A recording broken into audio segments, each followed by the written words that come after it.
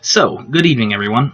I wanted to make a quick little video on this whole controversy between President Donald Trump and Congresswoman Frederica Wilson, as well as now Chief of Staff John Kelly. The whole gist of this thing, if you've probably been following this if you're watching this video anyway, but basically Trump implied or even outright said that previous presidents didn't call the families of fallen veterans and soldiers. Whether that's true or not, I don't know. To what extent they'd made calls. I don't really think it's the president's job to call the family of every fallen soldier because he'd be sitting, George Bush would have been sitting there all day. But regardless of that, the whole thing of this was that Frederica Wilson came out a couple days later and said that she overheard this conversation on speakerphone between Trump and the widow of LaDavid Johnson, I believe was his name. And she basically said that Trump says he knew what he was signing up for.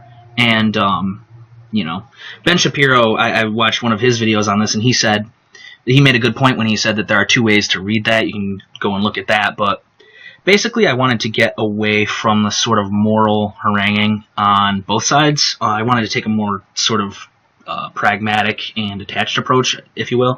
So I found this when digging a little bit on Frederica Wilson. So, in a long-awaited victory, the U.S. House of Representatives today by a voice vote passed House Resolution 3833, legislation introduced by Congresswoman Frederica Wilson of Florida and Senator Susan Collins to help combat Boko Haram.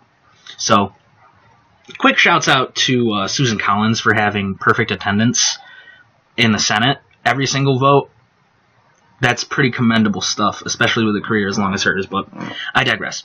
So the measure directs the U.S. Secretaries of State and Defense to jointly develop a 5-year strategy to aid the Nigerian government, members of the multinational joint task force created to combat Boko Haram, and international partners who have offered their support to counter the regional threat posed by the insurgents. So here is the bill over here. This was at the end of last year, 2016, December, and it's really quite short. It basically just enhancing the institutional capacity, including military capabilities of Nigeria and partner nations in the region to counter Boko Haram. That's in there. Humanitarian support, that's money. So we're giving money, and we're stationing troops over in Nigeria to combat Boko Haram. Now, I take the tack that you should probably leave this sort of stuff up to the governments of the countries in which this is taking place. Now, we know these terrorist organizations often cross borders in countries and stuff, so I understand this somewhat, but I think this is more U.S. dick-wagging, getting our noses in where we don't need to. But regardless of that, I think the thing to take away from this is that this is all a misdirect. Why was she so outspoken about this, even though she didn't really need to? And it's probably not going to be very good for her career come whenever, 2018. I don't know if she's up for re-election then or not, but that's how that goes. So she actually introduced a legislation that got LaDavid Johnson in Nigeria in the first place. And now this isn't really a laughing matter. I just find this whole thing really ironic and just totally emblematic of the Democratic Party as a whole.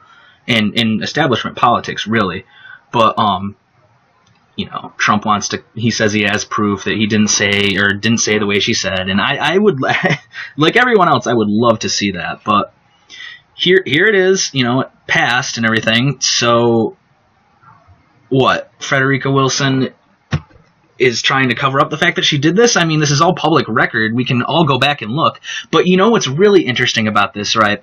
So you can see this is on congress.gov. So I'm going over here to votesmart.org, and I don't really know who owns and runs this, but they do this by date, descending by date with the most recent first.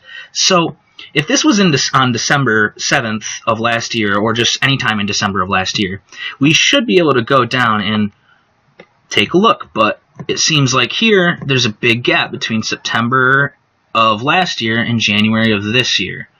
Now, I don't want to go full conspiracy theory and say that they're not showing this, but I just find it really funny that, they have so much stuff on her voting record, but this one thing that is still on congress.gov over here it's just not on there. It's just super weird because VoteSmart is usually pretty good, and I highly encourage people to go through the voting records of their congresspeople and their senators because a lot of people just put, they only care about who's president, but really the president can't get shit done without these people. So we need to primary people like these out of the system. But regardless of my feelings towards that, you can take a look. I mean, Fox News did a breakdown of all of her anti-veteran sort of votes and stuff on here over the years. So, but you can take a look yourself. There's quite a lot of stuff in here. I mean, a lot of shit happens in Congress, even with the ones this site is apparently removing. But, she votes nay on fucking everything in here. It's just like, she doesn't want to get anything fucking done. But, so there's a lot of stuff in here. I highly recommend taking a look, looking through the voting records of people that you're voting for or not voting for, and spread the word, because I don't know what the hell's going on, and I don't understand why she's getting away with this, and nobody's talking about it. And I'm sorry for citing Fox News, but it was it isn't too bad of an article, though. Totally make sure you're using your ad block and make sure you're looking through it. Maybe I'll leave an archive in the description. How about that? So I'll be doing a few more videos in the future. Let me know what you think.